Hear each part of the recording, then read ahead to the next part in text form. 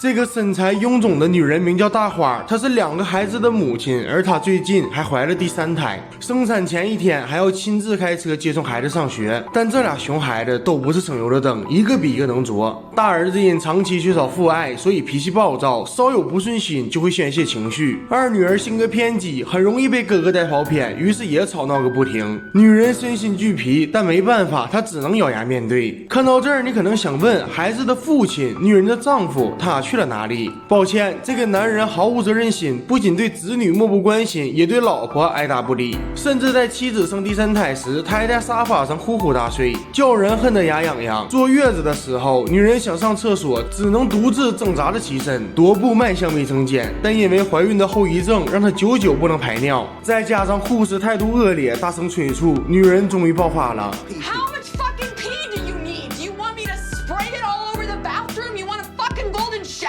但骂走了护士，她还得自己插上尿管，毕竟真的没有人来关心她。话说回来，照顾3个孩子真的很累，且不说永远干不完的家务，就单说半夜起来喂奶，就足够让年仅40的大花叫苦不迭。有时她会躺在沙发上，看着自己肥硕的肚皮发呆。要知道，曾经的她也是名校毕业的高材生，拥有美好的未来和优秀的工作，但为了爱情，为了婚姻，她甘愿沦为家庭主妇。说心甘情愿那是骗人，可再看看3个孩子，仿佛一切都是值得的。再说说女人的丈夫，男人每天早出晚归，辛苦挣钱补贴家用，家里的一切开销都由他独自承担。时间久了，男人似乎忘记了他除了挣钱养家，还有更重要的事情需要面对，那就是疼爱老婆和照顾子女。可他只会在休息时间给孩子辅导功课，除此之外便化身隐形人，对家里的一切漠不关心。就这样，原本就忙碌的生活，因为第3胎的降临变得更加的折磨人心。婴儿半夜啼哭得起来哄，想要吃奶的得赶紧喂，什么睡到自然醒，那就是个幻想罢了。每天的作息时间全部被打乱，根本没心情去打扫家务，于是家里乱得像个垃圾堆。可丈夫呢，依旧默不作声，除了早晚亲吻一下孩子外，就只会躺在床上睡大觉。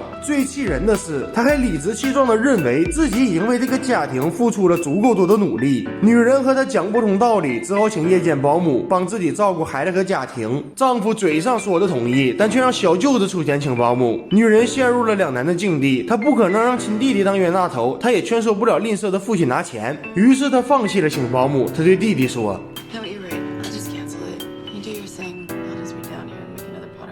但最终在弟弟的谅解下，女人还是请来了保姆。她起初对保姆并不放心，毕竟是当妈的，怎么可能会完全相信陌生人来照顾孩子们？但这位保姆可不简单，她的优雅自信、谈吐自如，很快就打消了女人的戒备。时间一长，保姆全权操持起了小家。丈夫呢，还是老样子，没事就宅在家里打游戏，而女人则越来越依赖这名保姆。家里被打扫得一尘不染，自己也久违的睡上了安稳觉。有时她会找保姆聊天，两人无话不谈，女人会询问生活的意义，感受到了她的心酸无奈后，保姆选择了伸出援手。这天早上，女人刚睡醒，便看见桌子上摆放着5颜6色的纸杯蛋糕，而这全是保姆制作的。结果蛋糕备受好评，吃过的孩子们都说好，这让女人也感到脸上有光。这种令人满足的喜悦感让她发自肺腑的开心起来。于是从这天开始，女人也变得热衷起了料理食物，她会主动为家人下厨，专门研究好吃的美食。而这一切都是保姆给她带来的改变，两人的交流也越来越频繁，同时也越来越私密。不过每次谈话过后，女人都会受到启迪，在生活中反馈出良好的效果。这晚，女人找到保姆，她说丈夫对制服尤为偏爱，自己虽有心讨好丈夫，但臃肿的身材却不能完美的驾驭性感的制服，所以这让她备受打击。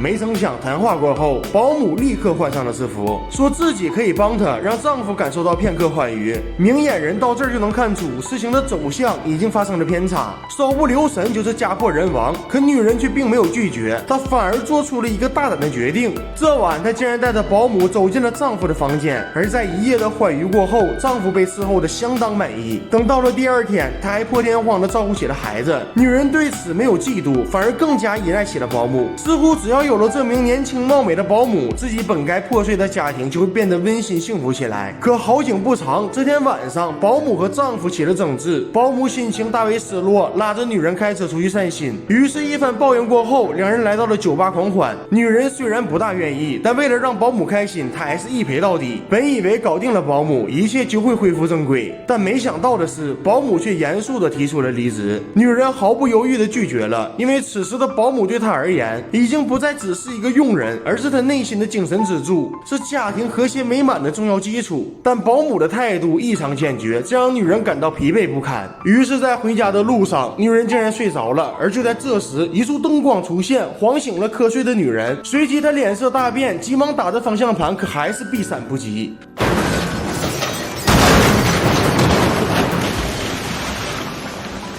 最终连人带车的掉进河里，一夕之间，女人好像看到了保姆，化身成了一条美人鱼，为自己解开了安全带，救了自己一命。可下一秒又没了踪影。事后，女人被送进了病房，医生找到丈夫解释病情，说车祸造成的伤只是小问题，更重要的则是女人的精神问题。原来产后抑郁加上生活中长期的隐忍，导致女人患上了分裂人格精神病，而保姆则是她幻想出的第二人格。事实是，女人根本舍不得花钱请保姆，但为了成为一个好妻子，一个好妈妈，她又不得不逼着自己成为保姆那样的人。于是，在每个丈夫呼呼大睡的清晨，在每个被婴儿声吵醒的夜晚，女人都会幻想出那名保姆帮自己分担家庭的重任。有时她会自言自语，有时她会沉默寡言，但这些全被粗心大意的丈夫忽略了。而这些让我想到了一个词儿：丧偶式婚姻，指的就是女人在结婚后包办家中大小事，男人不管不顾，双方缺乏情感交流，最终导致结了婚却好比丧偶一般的婚姻。这部电影名叫《塔莉》，女主是被誉为南非钻石的影后，名字叫做理查兹·塞隆。为了演好这名家庭主妇，她抛弃美貌，暴涨45斤。看完后，老弟想说，婚姻不是一个人的战场，所以请关心你的另一半，千万别让他活得太累了。